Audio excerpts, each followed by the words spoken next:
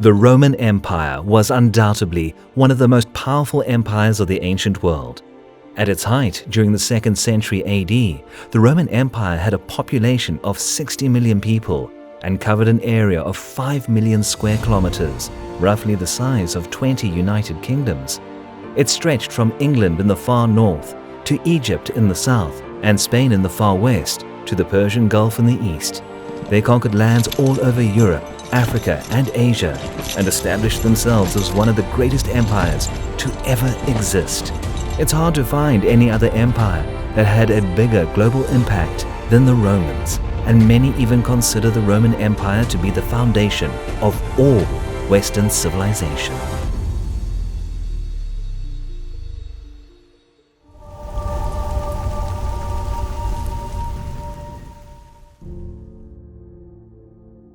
But how did an empire with humble beginnings achieve such greatness?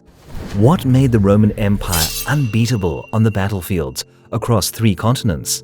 One answer to that question is the unbelievable strength of the Roman army.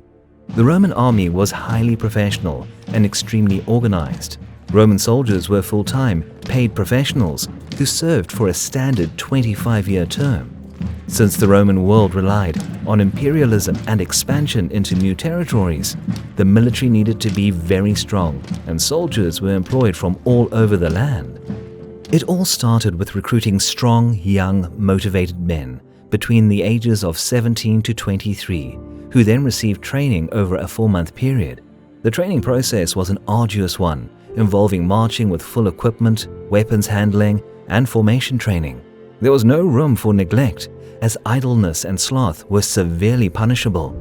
Like the modern army, they went through several difficult military drills to build exceptional discipline. The recruits were often pushed to their physical and psychological limits during the training period. Since much of the army's fighting style was formation-based, the strength of the formation depended greatly on deploying disciplined soldiers who would not crack under the pressure of battle. A Roman citizen who undergoes training for the army pledges an oath of loyalty to the emperor. Then they get placed in an infantry unit of 8 soldiers called a contubernium. 10 contubernii, or 80 men, form a century, which is led by a centurion. 6 centuries form a cohort. 10 cohorts, supported by a cavalry unit, form a legion, which is the biggest military unit of the Roman Empire. Each legion consisted of up to 6,000 men, including servants, fighting men, and officers. The highest-ranked military official was known as the legatus legionis, who commanded an entire legion. This is usually offered to a senator who has chosen a military career and is offered to him directly by the emperor. The Roman army was known for its innovation. They adopted different weapons and fighting styles from other regions and improved upon them. For example, in their early battles they employed the Greek phalanx, which was a formation of close-rank, dense grouping of warriors with long spears and interlocking shields. A phalanx is a machine of discipline. Soldiers rank up, forming a wall of spears, and advance forward, pushing the enemy formation back and off the field of battle. Veteran soldiers take the front or rear ranks and help to push the unit forward. This type of warfare does not allow for individual glory. It does not display the courage of individual warriors who fight in it. It is pure structure and grit. But it had some serious drawbacks, as it often left the flanks vulnerable to an attack, which would result in the collapse of the entire phalanx, as the Greeks would painfully learn. This method soon became obsolete and was abandoned by the Roman army. For close combat, they used a weapon called gladius, which they adopted from the Celts. The gladius was a short sword, 18 inches in length, with a lethally sharp blade that could pierce through an opponent's armor with great ease. But the main weapon of the Roman army was a tactical one called the maniple system, which they adopted from the neighboring Samnites. Here's how the Roman maniple system works. During the battle, the manipular formation would be deployed in 4 lines. The first was a solid line made up of the skirmishing velites, who would hurl javelins at the approaching enemy to inflict casualties and disrupt their formation. The final 3 lines, known as the triple acies, were made up of the infantry, a line each for the hastati, principes, and the triarii. These three lines would be separated and deployed in a checkerboard pattern known as a quincunx. The first line were the young hastati in 10 maniples, each of 120 men, armed with swords, pillar, and minimal armor. The second line was comprised of the hardened principes in 10 maniples, armed with swords and heavy armor. The third and last line consisted of the veteran triarii in 10 maniples each of 60 men. When the marching enemy would get close, the velites would retreat through the gaps in the maniples to the rear of the formation. The front line of hastati would then have to form a solid line to engage the enemy in close quarters combat. If the front line could not hold, they would fall back to the principes. If that line could not hold, they would then fall back on the triarii. This system proved to be extremely successful for the Romans and turned them into a dominant, unstoppable force to be reckoned with. There are many other factors that led the Roman army to victories, one of which was certainly cultural. The Romans just refused to give up. Before proceeding, be sure to leave a like for the algorithm and subscribe to our channel clicking the bell. This will encourage us to do better and you'll never miss any of our weekly videos. They lost battles that would have crippled other civilizations, but then just conscripted a new army and kept fighting. A good example would be the famous Battle of Cannae, where the Romans lost a large number of men at the hands of Hannibal. It is said that the Romans may have lost as many as 80,000 soldiers at Cannae. Despite this loss, the Romans refused to parley and instead mobilized their citizens to participate in war, slowly bleeding Hannibal's army until it was recalled to Africa, which eventually resulted in a total Roman victory. A loss like that could very easily have crippled the Roman state, but for many reasons, it didn't. They were able to come back from the defeat and eventually win.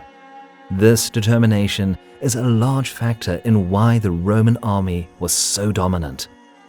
The other big part of the army's success was due to its logistical superiority.